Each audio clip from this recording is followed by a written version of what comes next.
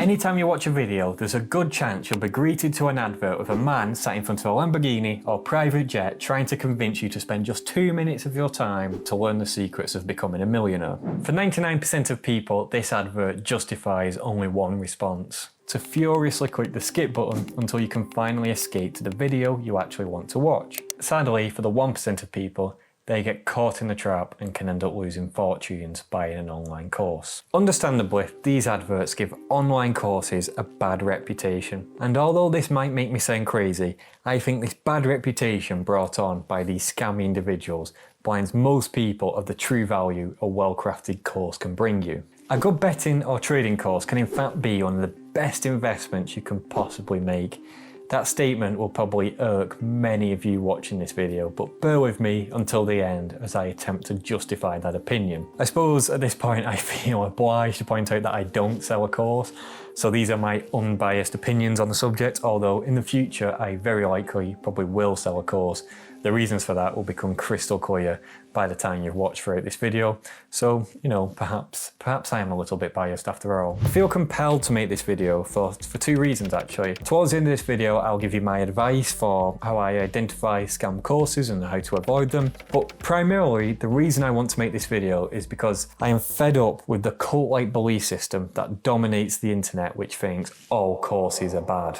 I want to perform an exorcism on this lazy, ill-considered worldview which fails to separate scam courses from good courses. The all courses are bad crowd reminds me so much of the you can't win at betting crowd. It's the same type of argument. You can show people step by step how you can make thousands of pounds from match betting and arbing, but you'll still get these people saying, no, that's not true. The bookie always wins at the end of the day. And there isn't much you can do at this point other than to just accept that you're dealing with someone who doesn't have a clue what they're talking about. And this is exactly the same with online courses, the same phenomena. People just see the word course and think instinctively, course equals bad, seller equals scammer, and no matter how much you demonstrate to them that this claim is just factually untrue, they just do not accept it. I want to put this misconception to bed once and for all in this video by firstly explaining A, why a profitable trader would want to sell a course in the first place, and B, how a profitable trader can sell a course without ripping people off and also maintaining their edge. I know, pretty crazy, right? Of course, I'm not going to be justifying genuinely scammy courses. They are truly awful things. I've got a lot of ground to cover in this video. I have many opinions, so let's not waste any more time and jump straight into it. To start, I'm going to open the ethical can of worms, which is course selling. Every creator here on YouTube or elsewhere is making money from their content in one way or another. But when it comes to course selling, an ethical double standard presents itself where people are far quicker to label course sellers as scammers or gurus, or whatever the bad word of the day is to call someone essentially a bad person, whilst also giving other creators selling different products a much freer pass. The truth is, you can look at any method of monetization any creator uses, and with a cynical enough question everything attitude, you can paint any creator out to be a terrible person. So why is it that course sellers appear to be treated so differently? At its core, this conundrum can be boiled down to the following critique, which anti-coursers like to regurgitate. And it goes like this: if you could do it yourself, why would you sell a course on it? This critique is often framed in terms of the picks and shovels analogy, where for those of you unfamiliar, during the 19th century in the gold rush, people would tend to make far more money selling picks and shovels to people looking to mine gold rather than digging for the gold itself. The moral of the story is that it's far easier to tell people what to do rather than to do it yourself. In a betting or trading context, this critique often gets formulated as, okay, Mr. Course Seller, you claim to have an edge and you're selling a £200 course. Therefore, anyone buying this course is going to copy your methods and you're going to lose your edge. In fact, because you're selling it, your course is probably no better than free or cheaper information out there. If your methods did work, you should just make more money by scaling up your strategies instead. At a glance, this may look like a fairly convincing argument, and most of this video is going to be trying to convince you that this statement doesn't really hold up to much scrutiny. So, let's address it then, shall we? How can a profitable trader sell a course without ripping people off and also not losing their edge in the process? There's really two parts to addressing this question. Firstly, why would a better or trader with an edge want to sell a course in the first place? Why wouldn't they just keep doing what they're doing, gradually increasing their stakes over time? The short and pretty obvious answer is that creators sell courses because they want to make more money than they already do, which, by the way, is a completely fine thing to do as long as they're providing the customer with an equivalent value to the cost of the course. Now that we've established that a creator's goal in selling a course is to make more money, we can ask, why don't you just bet your edge at higher stakes instead to make more money that way? And fundamentally, this question misrepresents what having an edge is really like. I'm going to demonstrate why it is warranted for profitable traders to desire another source of income. Let's imagine a hypothetical football bettor who consistently bets odds of 4, and imagine they have an absolutely gigantic 10% edge. They back at odds of 4 with the true odds being 3.63. It's £10 of EV per bet. After 2% commission, the expected value drops to £8.54 per £100 bet. This hypothetical bettor places 500 bets, £8.54 expected value per bet, giving a total EV of just short of £4,300. Plotting this EV on a graph looks like this. Most people are tuned in enough with variance to know that the actual betting results won't track the EV exactly on this line. People rightly expect that there'll be periods of overachieving and downswings, but overall, after 500 bets, the variance will cancel out somewhat, and the final result will be around the EV, or give or take a little bit. The truth is, if variance actually played out like this, then the betting world would be an absolute breeze. Let me show you what an actual P&L graph might look like given these parameters that we've set. Yes, this is a genuine simulated example of this betting history over 500 bets. It's fair to say having this run with variance will be soul crushing and have you questioning if you even had an edge at all.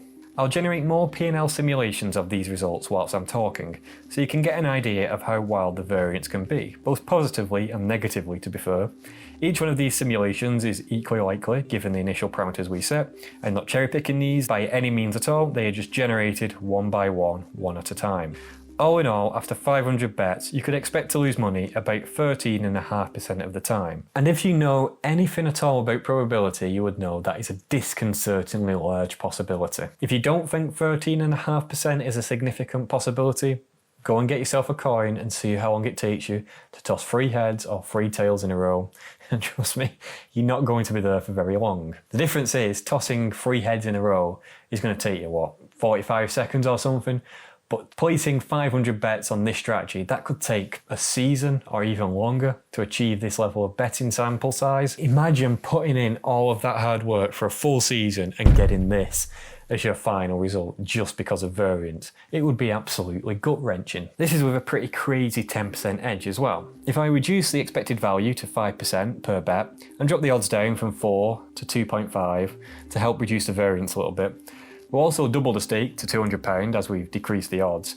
With 2% commission, you'll still be looking at about £3,750 of EV after 500 bets. But you'll be facing a staggering 1 in 4 chance of losing money after the 500 bets, despite your edge. Yes, really, 25% of the time with this big edge, you're still going to be losing money, which is really crazy. I hope that showing you these examples of how variance can seriously affect results has started to provide a little bit of an insight into what is wrong with this claim. The just make more money by increasing your stakes doesn't really make sense.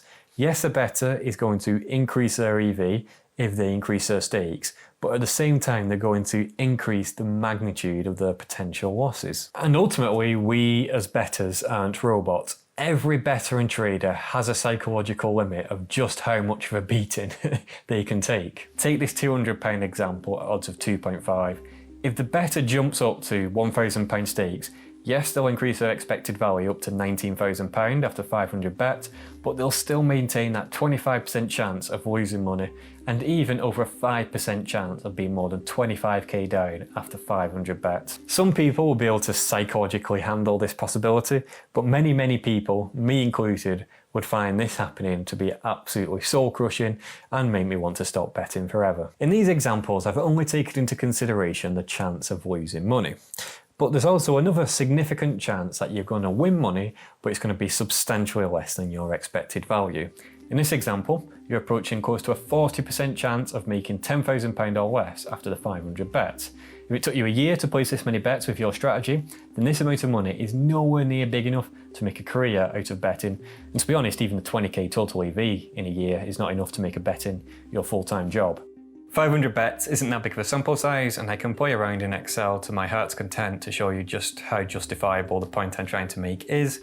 Take this example here, we've got 5,000 bets, odds of 3.75, 5% edge, £1,000 stakes, you're looking at over £175,000 worth of EV. You could still lose money after 5,000 bets, even after picking up £35 worth of EV for 5,000 bets in a row. I only ran 5,000 simulations on this because it was taking up so much computing power, but you're still looking at 7% chance of losing money after 5,000 bets, given this size of the edge and the odds. Faced with the information that I presented, I would argue it is completely justifiable and understandable for profitable traders to seek a secondary source of income to diversify their income streams. It's also completely unsustainable for your primary source of income to come from betting.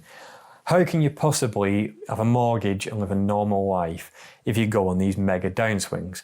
Imagine the bank coming after you for owing the mortgage payments and you replying, well, I haven't got the money right now, Mr. Banker, but I'll be picking up 20 grand worth of EV in the coming month, so as long as I don't go on another downswing, I'll pay you back then.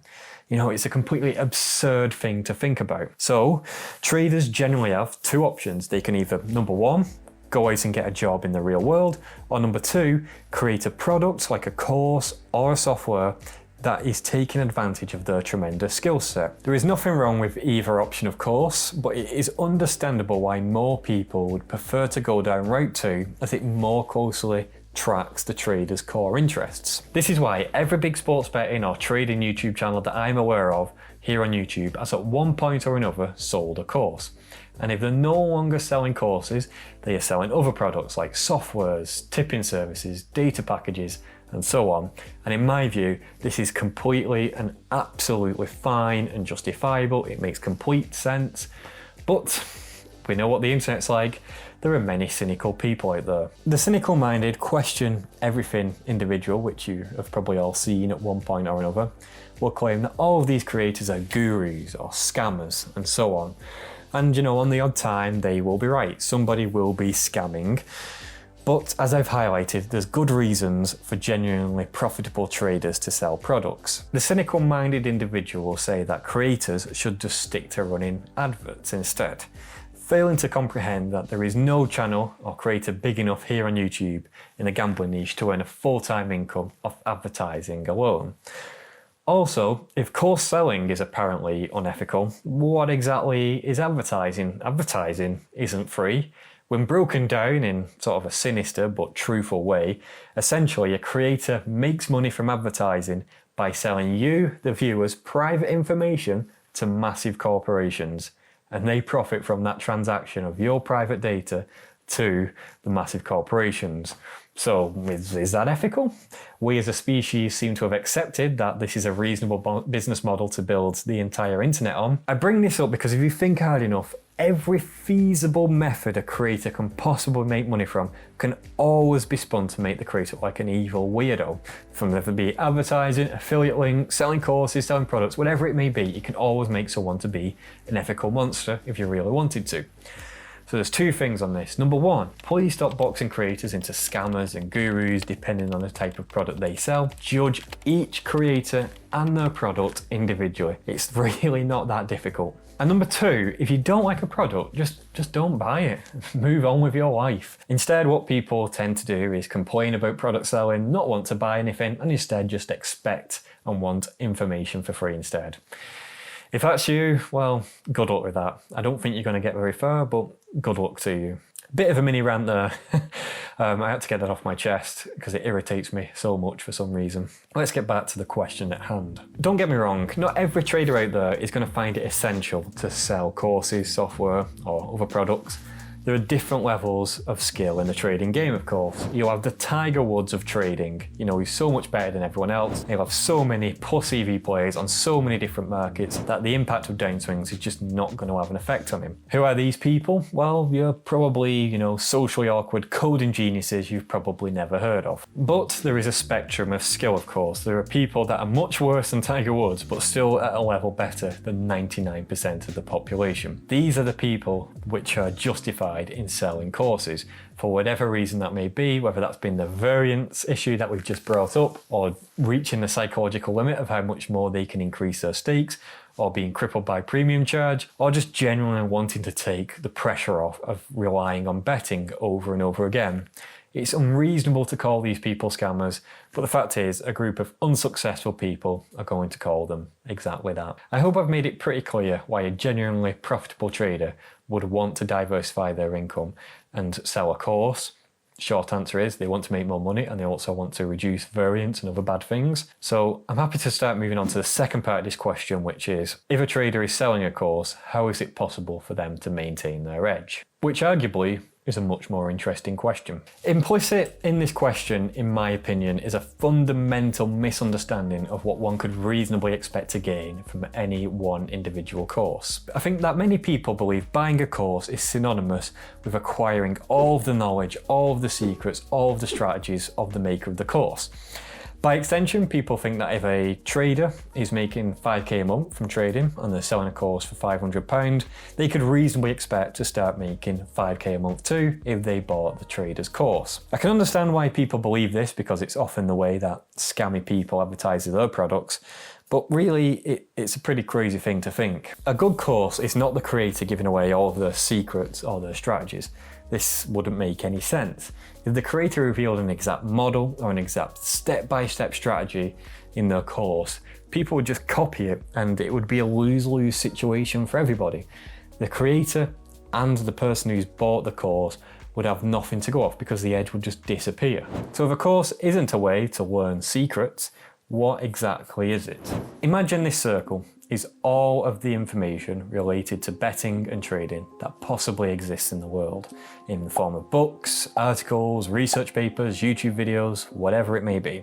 This circle contains absolutely everything, from the irrelevant to the truly harmful advice to great information on how to become successful. This second, much smaller circle is the contents of a very good trading course. The blue portion of this circle contains the most valuable information extracted from this bigger circle, and the red portion of this circle is new insights which aren't found anywhere inside this bigger circle. These are completely new to the seller of the course. And this third, even smaller circle is all of the information that the course seller believes is really important, but has not included it in the course out of a fear of destroying their edge. You can see that the majority of information contained in any good course is actually information which can be accessed elsewhere. It may not necessarily be for free, but it'll be in books or some other paid source, or it could just be genuinely free. The valuable aspect of a course is that the course creator has put in thousands of hours of work, researching information from the big circle, trying different things in the markets, learning from mistakes, and ultimately filtering out all the irrelevant information from the big circle to provide the buyer of the course with a perfectly crafted course containing just the vital information alongside key insights which can't be found anywhere else. This is the true value of a course. It's perfectly fine to not buy a course and to go through all of this circle of all available information by yourself, reading and consuming all of the content as much as you possibly can at least, figuring out what is useful, figuring out what is really not useful. You know, it's a process which takes a lot of research, experimentation in the market, learning from failures, before you can finally separate your own sort of circle of knowledge which is needed to give yourself your own edge. This is a painstaking, laborious process, especially when you can get bogged down and stuck on individual issues for weeks at a time. The advantages of buying a course are fairly straightforward in my view. You are paying for the service of someone spending thousands and thousands of hours worth of work instead of doing it by yourself. In some ways, you could look at a course as sort of being like a great book, but on steroids, because given that the price of courses are usually quite expensive, that's quite restrictive by its nature.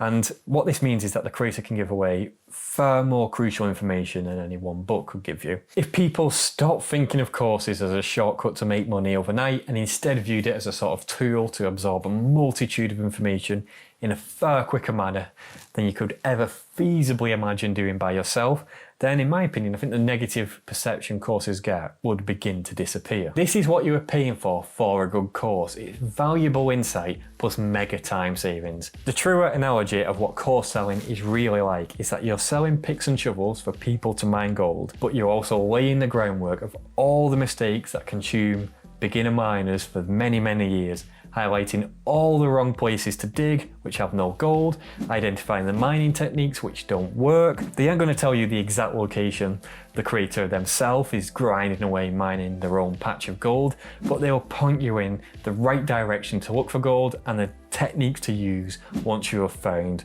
a suitable patch of gold to mine it the most effective way possible.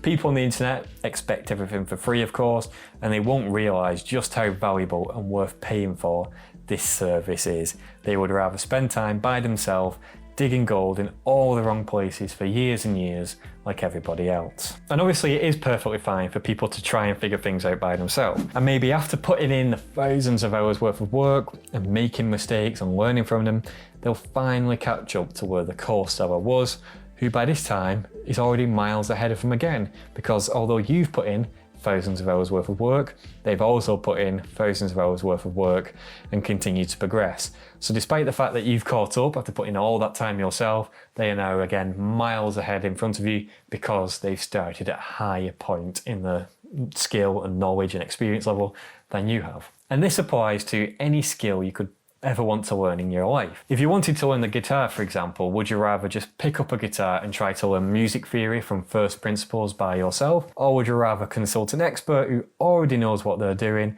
and set you off on the right foot, telling you exactly what you should do? Maybe I'm a fool, but I certainly know which option I would prefer, and I certainly know which option would be quicker and more effective for learning the guitar. So as to answer this second part of this question in one sentence, it would essentially be that a course seller wouldn't lose their edge because they're not going to be selling their edge. Instead, they'll be saving you hundreds of hours worth of time, providing you with valuable insights which you won't find anywhere else, and they'll also be pointing you in the right direction for you to succeed in your own way. After, in my opinion, sufficiently answering this critique and acquitting courses of being this evil thing, the key question to ask is buying a course the right thing for you to do? You have to accept the fact that you'll need to put in thousands of hours worth of work no matter what you decide, but would you rather put in that 1,000 hours worth of work from a knowledge level all the way down here, or would you prefer to watch a course, get a massive head start in your knowledge and put in the thousands of hours of work from up here? The more experienced you currently are, the trickier it becomes to recommend buying a course. If a course seller is only slightly better than you, then perhaps the course isn't for you. It's probably more targeted for people less experienced than you. But if the trader is significantly better than you, then maybe the course is worth a punt to try and close that skill gap. Listening to what I'm saying here, there'll be some people thinking, what's the point paying hundreds and potentially thousands of pounds to buy a course if you aren't going to learn all of the course seller's secrets? If a course is just a time-saving tool, there's just surely no point buying one. And this leads us very nicely onto the question of cost. It really is a personal decision on how valuable you believe your time to be and how valuable you believe information to be in general. A story comes to mind relating to this point. I remember a couple of years back I bought some historical data for a sport I was trading on from a random guy on the internet. The guy had scraped some free publicly available data, it was like stats and on the odds, processed the data and formatted it in a very nice digestible spreadsheet, nice and easy to read. I think it cost like 35 quid or something. And I noticed that the guy on his website had a comment section for the products that he was selling this data. And one guy had put in these comments something like, "Ha ha ha, I've managed to get all this data for free and make it look exactly like your spreadsheet. And it only took me 5 hours to do so. You're a proper scammer for selling free data like this." Looking at this comment, I don't think there's ever been a statement spoken by another human which has demonstrated the misunderstanding of the value of money other than this one guy's comment. What this breaks down to is this guy effectively saying that he would rather do the equivalent of working £7 an hour doing utterly mundane data mining rather than pay for someone else to do this for him instead. Because of his aversion to paying for things on the internet, he just wants everything for free. He would rather be doing this mundane work for less than minimum wage, and he genuinely thinks that he's better off doing so because he saved himself £35, despite the fact that it's cost him 5 hours of time, which is far more valuable than £35 will ever be, unless you're working for less than minimum wage, I guess. People misunderstand the value of money in this way all the time. When you see genuine scam courses with all, the usual hallmarks like sports cars in the adverts and everything, the scammer will advertise the course by saying, if you pay £1,000 for my course, you'll be able to make 10k a month like I do. There are people who fall into the trap of believing what the scammer is saying, that if you bought their course, you too were making 10k a month. But then they'll look at the price of the course and go, oof, £1,000? That looks a bit expensive for a course. I mean, come on, how can people think this way? If you genuinely believe the course would guarantee you'd make 10k a month, how much could this course cost and still be considered unbelievably cheap? 1k would be unbelievably cheap. I mean, 100k, 200k, even £300,000 would still seem fairly cheap to me. I mean, it's going to be what, 2.5 years of making 10k a month to pay back the cost of the course? Then after that, it's going to be 10k a month of pure profit every month until you retire. Of course, this isn't real, but if it was real, then this would be the absolute deal of the century for like hundreds of thousands of pounds. Of course, I was talking about scam courses there, but when we turn our attention to genuine courses, in terms of the cost, I would say you really have to be looking at in terms of how much time the course is going to save you and how much insight is contained inside the course. In my opinion, as soon as the content of the course is looking to save you tens or even hundreds of hours worth of time, the multi-£100 and even £1,000 courses really start to make sense, as long as it is something that you can afford in your disposable income. And to be honest, if you can't afford to take a risk of a few £100 in a course, which looks like the real deal, well, there's a good chance that you don't have enough money to be taking betting seriously as a form of making money. And I would strongly recommend sticking to betting for entertainment purposes only. People who are chronically online will be shocked to see how much courses and training costs out there in the real world. University courses cost many thousands of pounds, and training courses that I've been on in my job in the scientific industry have cost many thousands of pounds too, and absolutely nobody bats an eyelid about these being scams or rip-offs.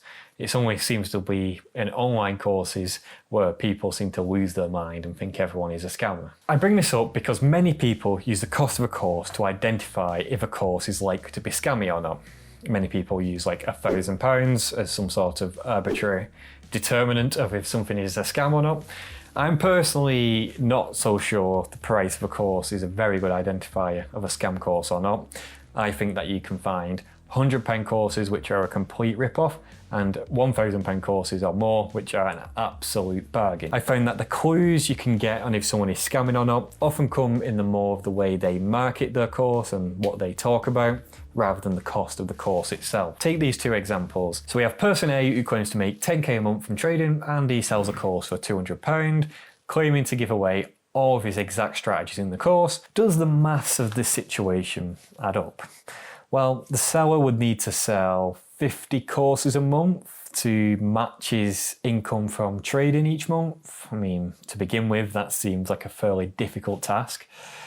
But let's say he could achieve that. Does his claim that giving away his exact strategies make sense? Well, not really, no, because if he did that, his edge is going to disappear, especially if he's selling this to 50 people a month. Alternatively, if we look at person B, who claims that on average he's making about 2k a month from trading and he's selling his course for £1,000. But he admits that there is a lot of variance and for some months he loses quite a bit. He advertises by saying he's not going to give away all of his secrets, but he's going to give away far more information in his course than you'll ever find in any of the free information out there. I mean, the mathematics of this situation at least sound believable. And it would make sense for this trader to want to try and sell 1 or 2 courses a month to try and get a sustainable income alongside his monthly trading income, which, as we discussed earlier in the video, can be very variable. I would be infinitely more likely to buy Guy B's course, even though he's claiming to make 5 times less money and then guy A, and he's also selling his course for 5 times more expensive. Generally, a scammer is going to be super easy to spot. On average, they're far more likely to go down the super sensationalist marketing approach, almost wearing the scammer style as a badge of honor. Everything they say on the topic of trading will be either overly simplified or just straight up incorrect. They'll keep everything as basic as possible to try and make trading look as simple as possible, to therefore try and make their course look as desirable as possible, not pointing out just how much hard work likely is needed to become successful. I'm thinking to myself right now that the people I really wanted to watch this video the most, the cult that all courses are bad cult, they probably clicked off this video after about 35 seconds with even the slightest mention that they might be wrong. So there's generally so much I could talk about on this topic. I could go on for hours and hours and hours. In my original script for this video was like 2 or 3 times longer than the script that I've ended up with.